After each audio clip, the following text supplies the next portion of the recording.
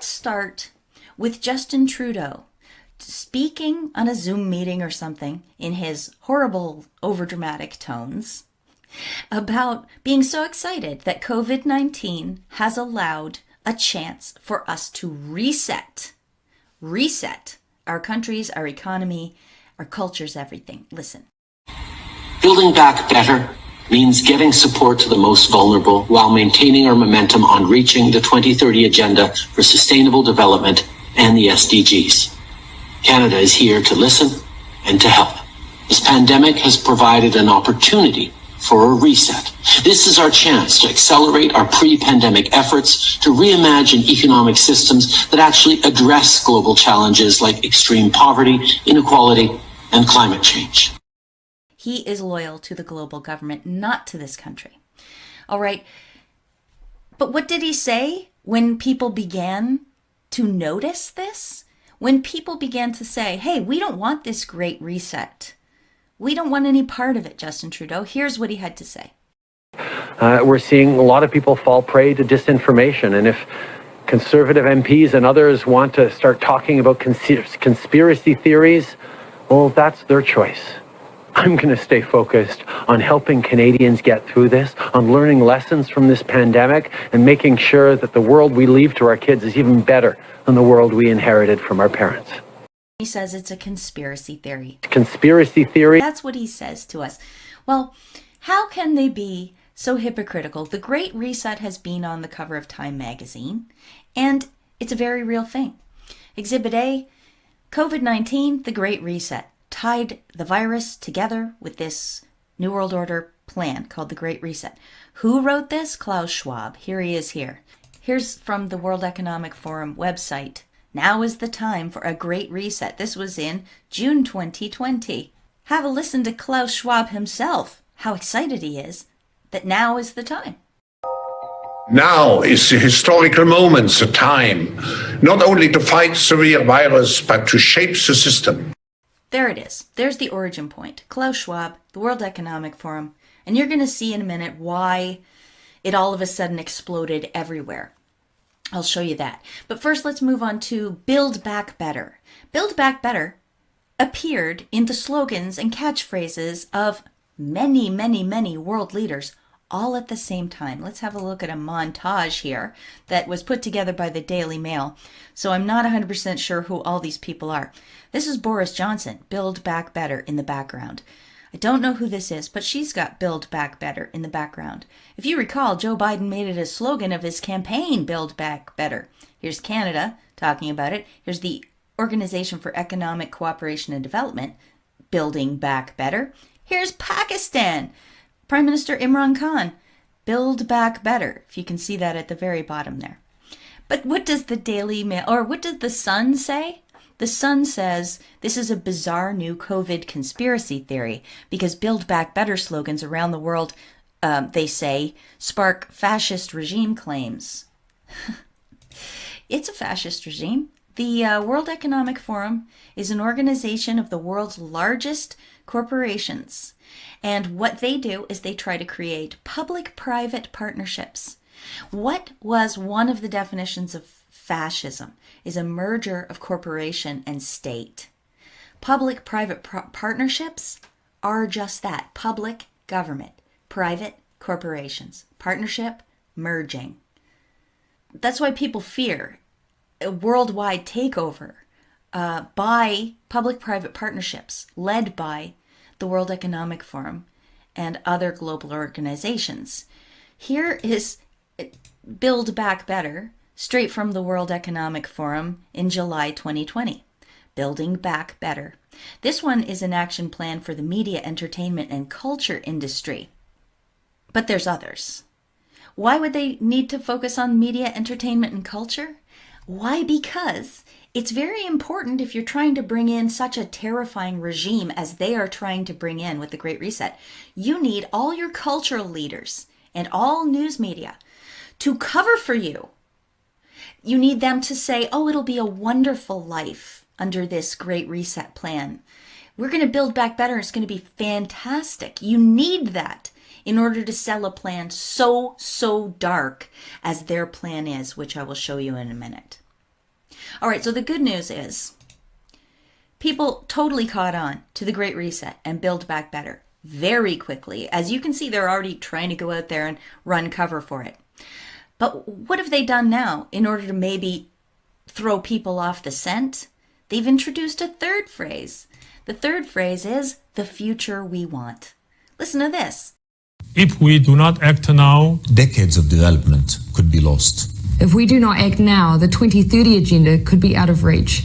Despite all the challenges, this is a historic opportunity to build back better and greener. We must raise the bar of ambition to attain the future we want. A future that is fair, safe, inclusive, and sustainable. We are taking concrete actions to transform declarations into reality. We are joining forces because we believe that together we are stronger. Together we can go further. The future is in our hands. Will you join us? The future we want. The future we want. The future we want. The future we want. The future we want. The future we want. The future we want. The future we want. The future we want. The future we want. That was from a UN pledgeathon that all the world leaders zoomed into online. And you heard they just read a script. I call them hostage scripts. They're all handed a script. They all say it. They did this with the coronavirus thing. I covered it. And they've done this with other events as well. They are told what to say. So the question is, ladies and gentlemen, who is telling them what to say? Well, I believe it is, the root of this is, in June 2019, the World Economic Forum and the United Nations formed a strategic partnership. It was because the Sustainable Development Goals, or otherwise known as Agenda 2030, they were failing. The United Nations admitted this. So it brought in a ringer. It teamed up with this organization that represents the world's largest mega corporations. Right here, you can see, if you look at the phrase, the future we want, in July 2020, the World Economic Forum started writing articles using this catchphrase. In September 2020, the United Nations started using it as well.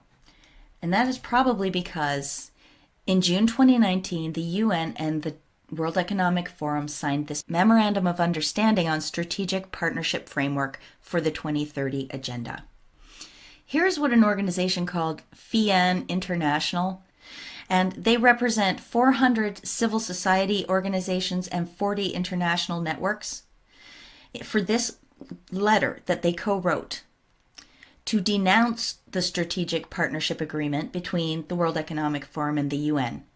They called on the UN to end this relationship. Let me read you a little bit of what they wrote. This agreement between the UN and the World Economic Forum formalizes a disturbing corporate capture of the UN. It moves the world dangerously towards a privatized and undemocratic global governance. Harris Gleckman, a former UN official and senior fellow at the University of Massachusetts, says, quote, "This strategic agreement is a coup for the corporate leaders at Davos, but what does it offer the UN and the international community? This gives some of the most controversial corporations unprecedented access to the heart of the UN, yet it has not even been properly discussed by the UN's country members, and certainly not by the broader public."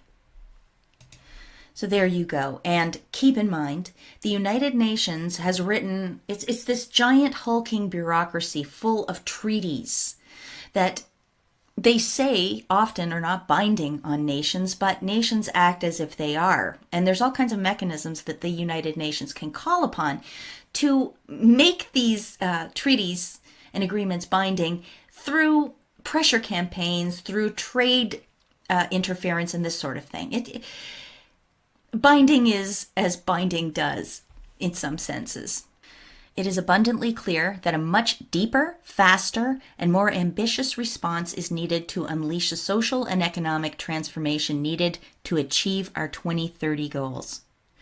And what transformation, what thing happened that allowed them to make this much faster, deeper, and more ambitious response to the economic transformation they wanted. What happened? COVID happened. You see this 15th of October, 2019, a live simulation exercise to prepare public and private leaders for pandemic response. So June, July, August, September, 4 months after this took place. And I've covered this extensively, this pandemic planning exercise. It was called Event 201.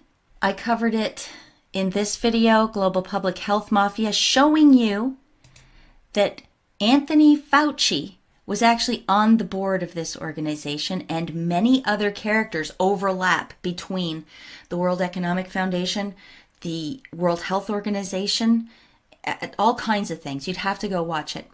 And then I did Not So Trusted Voices, which takes into account how they used media and sports stars and CEOs and Hollywood people and music people to push the agenda forward. I also did another video that's straight up called Event 201, if you want to go look for that on BitChute. Let's look at this. From July 2020, to build back better, we must reinvent capitalism. Here's how. A true recovery from COVID-19 will not be about putting things back together the way they were. We need to build back better, to reset, if we are to address the deep systemic vulnerabilities that the pandemic has exposed. World Economic Forum, July 2020. Here's a 2016 video tweeted out by the World Economic Forum that they have since deleted because it got such a bad reaction. People only really noticed this video this year when everybody started talking about the Great Reset in light of COVID-19. Well, they found this 2016 video and the World Economic Forum deleted it. They did not like being rejected. They did not like the negativity. Here, watch this video.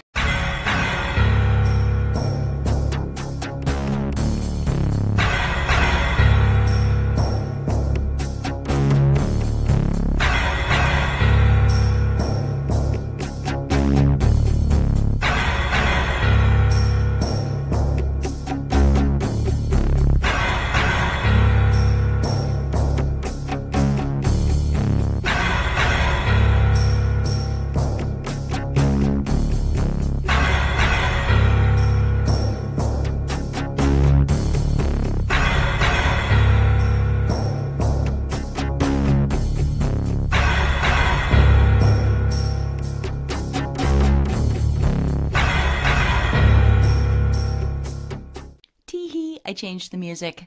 They shouldn't get away with using that happy joy ukulele refrain on all their spooky messages. I think it deserves that sort of ominous music, don't you? Changes it. By the way, thank you freesfx.co.uk for that track. Full credit to your website. You're a tinfoil hat wearing lunatic conspiracy theorist who hates the earth and is a racist. That's what they do every time. And here, look, there was also an article about this on the World Economic Forum website in 2016. At this point, the headline is, "Here's how life could change in my city by the year 2030. But originally, the title was, "Welcome to 2030. I own nothing. I have no privacy. And life has never been better," it used to say. And did you notice they picked the year 2030? And you notice the United Nations is Agenda 2030? So they have the same timeline and they have the same goals. They want you to own nothing and be happy. You saw, it says, whatever you want, you will rent. Well, I've covered this, but let me just play you a minute or 2 minutes of, I believe it's James Dellingpole, talking about this whole notion of not owning anything. Listen. They're talking about things like they don't want us to own property anymore. We're not going to own anything. It will be provided for us. Well, who does own the property? Who's renting it out to us? Some sort of shadowy elite. This is a takeover by the technocrats. And I urge anyone who thinks that this is a kind of conspiracy theory to do a bit of background reading. The Great Reset, the World Economic Forum, combined with UN Agenda 2030, as it's now called, is a complete transformation of our societies around the world on lines I would call communist or fascist. Here's a part from this Build Back Better World Economic Forum document where they talk about an organization called GARM working with them. Well, this is from the World Federation of Advertisers, and they've got pages and pages of the corporations who have pledged their loyalty to this. Therefore, they get to advertise. They get to exist in the news system. So many other companies don't. And I mean, I don't know. I'll link to this in the description box. You can't really see these logos, but there's MasterCard, McDonald's, Lego, Bayer. Bayer goes all the way back to IG Farben in the Nazi regime, by the way. You've got Twitter. There's Snapchat in there. There's, which some of them you can't see. It's cut off here. But it's a lot of the usual suspects. They had this thing. Klaus Schwab made the Forum of Young Global Leaders at some point. And I just want you to pay attention to who is on this list. Alexander Soros, Tulsi Gabbard, Dan Crenshaw, Mark Zuckerberg, David de Rothschild, and I don't know this person, Megan Rapinoe. I can't read that. But see, Dan Crenshaw came out after the election, almost in the first day, and he said, yeah, I think Trump should concede. Just get over it. We're going to have to just accept that, you know, sometimes you lose elections. So that's interesting. And also, Daniel Crenshaw is an elected representative on the Republican side in, I don't know if what level of government he's in, but he's an elected representative. And nobody is calling him out for his membership in this cult. Now, I don't know if you know that Elon Musk, his grandfather was head of technocracy. And this stuff is basically technocracy on steroids. What does this say? Elon Musk wants to colonize Mars to prepare for World War III. This was in 2018. You remember in this video where it said they would colonize Mars? These same talking points pushed by the cultural leaders, corporate leaders. Now they're both, right? Steve Jobs was a cultural leader and a corporate leader. Elon Musk is a cultural leader and a corporate leader. They're trying to do the same with Jeff Bezos and Bill Gates. The rest of them, they've sucked up all the money, all the airtime, all the power, and now they're trying to tell you it's a conspiracy theory to report on what they're doing. Elon Musk, one more thing about him. Look what else he said. I am selling almost all my physical possessions, will own no house. So that goes right along with this agenda too, doesn't it? Is it a coincidence that he owns a rocket company, an electric vehicle company, and a company called Neuralink, which promises to make your brain directly interface with computers?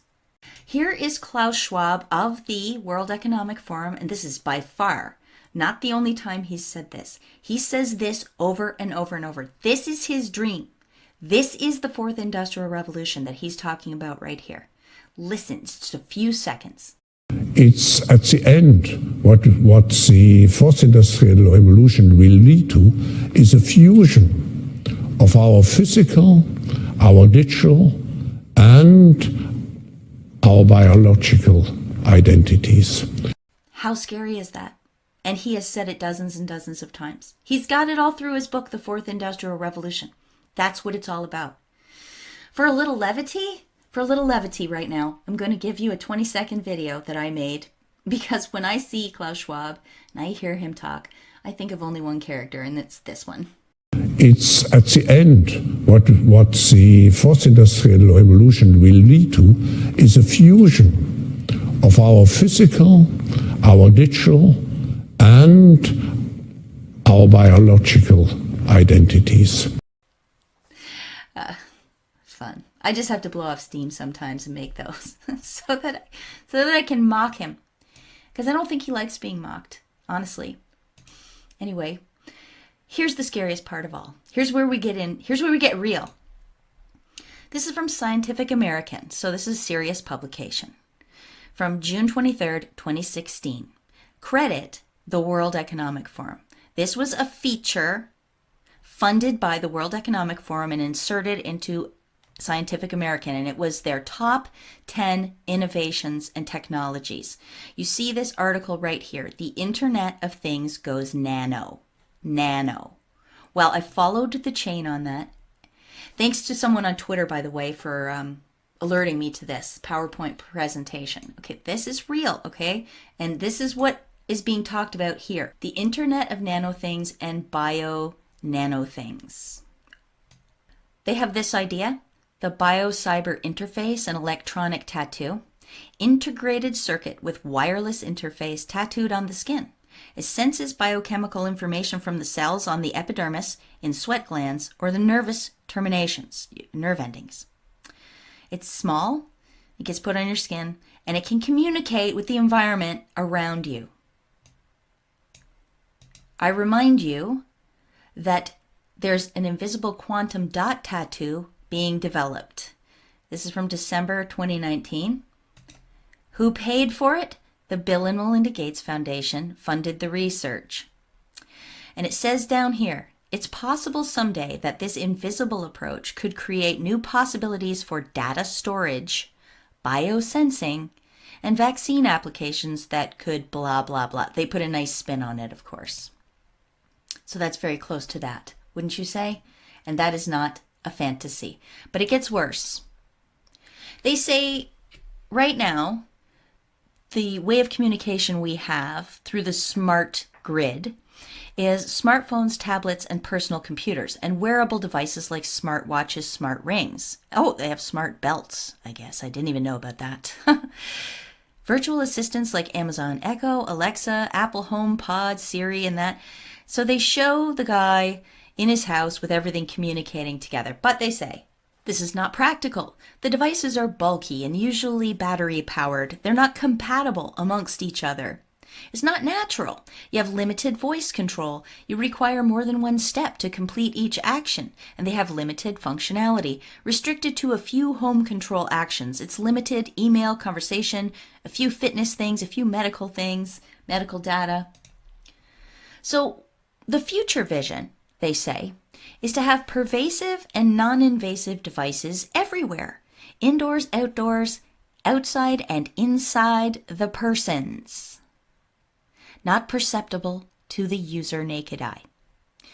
User-friendly, can interact with humans in a natural way through the voice. Smarter, take advantage of distributed processing power and intelligence. And this is the one that you should really be creeped out by. Self-powered, no more charging batteries, energy harvesting. I've also covered this before, but people need to see it. They need to see it over and over to really get why you've got to stop being afraid of this word conspiracy theory. It's not a conspiracy theory. It's their evil plan. And of course they want to cover it up. Of course they do. This is a picture of their future vision that I just read you, the Internet of Nano Things with outside and inside the person, imperceptible to the naked eye, harvesting your energy, and it all communicates with each other. This picture doesn't look quite so bad. This one looks a lot worse. Design a tiny implantable bio-nano thing called Remor to detect the communication among cells in the human body. It communicates between your bacteria and whatever this thing is, which, by the way, they've just admitted that they can get things into your body aerosolized. So they don't need to, when they say implant, I don't think they need to implant a device, but they could also implant it via injections, obviously. Nanoparticles are very small, nanoscale. We're talking nanoscale. So it communicates between the bacteria, the implanted thing, through magnetic induction to a wearable hub, through Bluetooth to your mobile device. I don't see why you need both of these. And then through Wi-Fi to the whole internet. And of course, they're saying this has health. This is all for your health. Yeah, sure it is. Sure, it's all for our health. Here they say the cells can wirelessly connect to the internet. Applications, brain neuromodulation systems and regeneration of cells, heart problems, cardiac function, Crohn's disease, or projecting whatever they want into you, harvesting whatever data they want out of you. Let's face it, they promised cures for all kinds of things back in the day, and we've not gotten any. Here's a clip from the Fourth Industrial Revolution video put out by the World Economic Forum itself on its own YouTube page in 2016. I'm going to play a tiny clip that I've played 100 times before. Here it is. The very idea of human being some sort of natural concept is really going to change. Our bodies will be so high-tech we won't be able to really distinguish between what's natural and what's artificial. You heard her. She said we have to let go of human being some sort of natural concept. She says a lot of other really creepy things in that video as well, which I recommend you go watch. They admit that this is going to pose many security challenges. A whole new batch of cyber criminals will be born from this, because imagine you being hooked up to the internet. Imagine the terrorizing that real psycho criminals could get up to. Hackers with a warped mind could get up to. All the extortion, all the blackmail, all the we're gonna hijack your pacemaker if you don't pay up. That times 10,000. Even they admit there will be an emergence of new forms of terrorism, bio-cyber terrorism, that utilizes the Internet of biological nanothings, that interacts and hacks the biological environment, that means your body, that steal personal health information, that create new diseases to disrupt legitimate bio-nanothing networks. Look, if the doctors can turn your insulin on and off, which they can do through a smartphone, then what else might bad actors turn on and off in you? If you wanted a drone army, this would be very handy technology, wouldn't it?